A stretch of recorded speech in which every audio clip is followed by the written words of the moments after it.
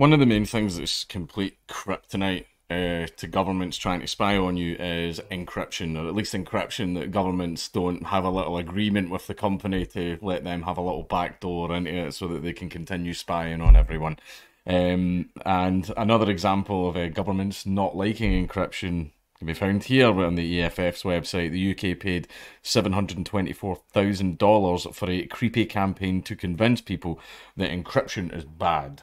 It won't work, and the reason the governments think encryption is bad is because it doesn't let them spy on you, and everyone will say, oh, but what about criminals and all that other type of stuff as well? Well, basically, if they've committed a crime, then that's something the government can deal with, but every single other person does have the right to privacy, right? They should be able to send encrypted messages to each other if they want, if they don't want the government spying on them, because that's something that we know the government spies on us all the fucking time. Because you know how the whole what's it called? Is it the I forget what it's called. It's called the Trio of Eyes or some shit like that, and it's basically this agreement between like America and Britain and other countries as well. Now, whereas it's illegal for a country to spy on its own citizens, it's completely okay for a foreign country to do it. So, for example, Britain spies on American citizens, and America spies on British citizens, and that's the little loophole that they've found. This week, the UK government launched an unprecedented and deceptive effort to kill off end-to-end encryption. They've hired a fancy ad agency to convince people that encrypted messages are dangerous to children. They're going for the think of the children argument. The explicit goal of the No Place to Hide campaign launched on Tuesday is to prevent Facebook from expanding its use of end-to-end encryption.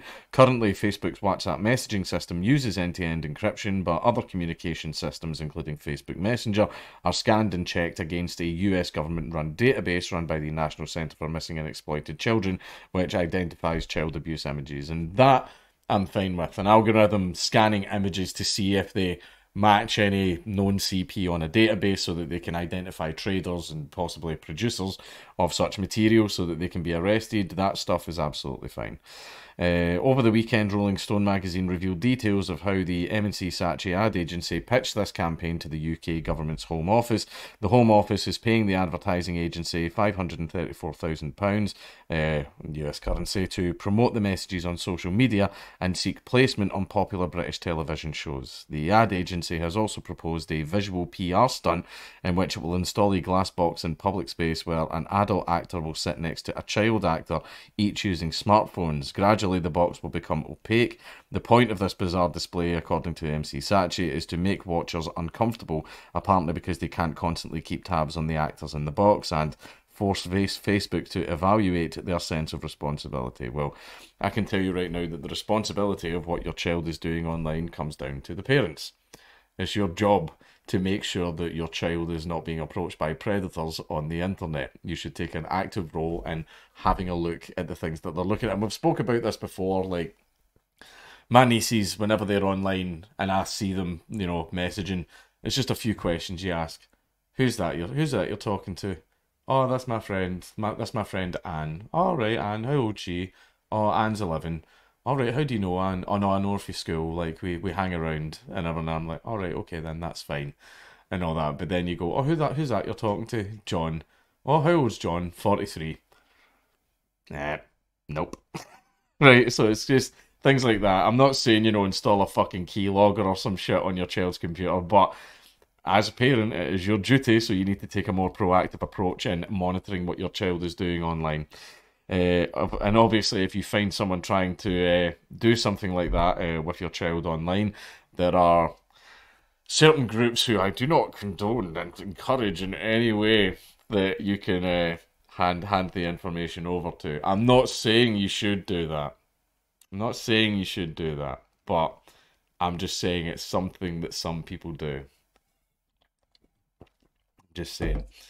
Of course, an opaque box with people inside is also known as a house, as Stanford's Rihanna Prefcorn pointed out in her blog post about the UK anti-encryption push. The goal of this propaganda campaign is to turn the UK's public opinion against their own privacy, not just in their electronic conversations, but even in the home, where the right to privacy is strongest and most ancient, she wrote. Now, another thing as well is the government is doing, the think of the children approach, and they're saying, oh, this is to protect children from being predated online. And as we all know, the UK government always does everything in its power to stop child pornography rings or child grooming rings and stuff like that. You know? Like in Rotherham and all these other places. or even among politicians and all that as well, yeah. Facebook Messenger scans its messages and provides NCMEC millions of reports of images of possible child abuse, including about 75,000 reports from the UK. This increased scanning is primarily responsible for what law enforcement agencies in the US and UK have called an increase in online child abuse. But the scanning isn't even accurate. According to Facebook's own analysis, more than 75% of the reports are likely not malicious and are shared for the reasons such as outrage or in poor humour. That seriously calls into question the UK's Home Office claims that allowing Facebook to encrypt more messages will be catastrophic for child safety.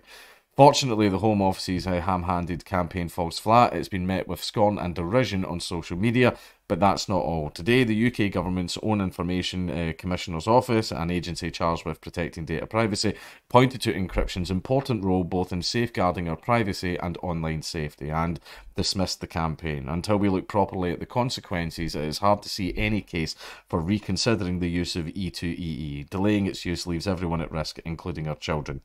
This is just the latest iteration of a long effort by US and UK law enforcement agencies to force private companies to scan all user messages sent online. Each iteration of the effort, from the Anti-Encryption Earn It Act of 2020 to the pressure campaign MCMEC ran against Apple iMessage last year, has faced overwhelming public opposition. Each year, more people understand that end-to-end encryption is vital to having a safe and private life online. Without strong encryption, we won't have any true privacy in the digital world. That would mean messages, including those sent by children, will be vulnerable to abuse by criminals, hostile governments, and domestic abusers. Without the ability to have private conversations, we can't have a sphere for real free speech, and democracy will be under threat. Now, in fact, I'll go into my bit at the end once I've read this bit. We've been telling Facebook to push forward with its plans to expand encryption for years now, and we hope they finish the job soon. When it comes to encryption and privacy, people get why it's important. In the short run, we expect the UK government's anti-encryption campaign to fade away. In the long run, we hope the lawmakers and law enforcement leaders on both sides of the Atlantic who keep blasting encryption in the name of protecting children change their tune, or are compelled to do so by a public that demands real privacy and security. Now, as far as obviously things in regards to child predation online, child grooming and stuff like that online, obviously that's something that people should do something about. For example, if you are a parent and you discover that your child is talking to an adult, and see if there's red flags that you can look for, by the way.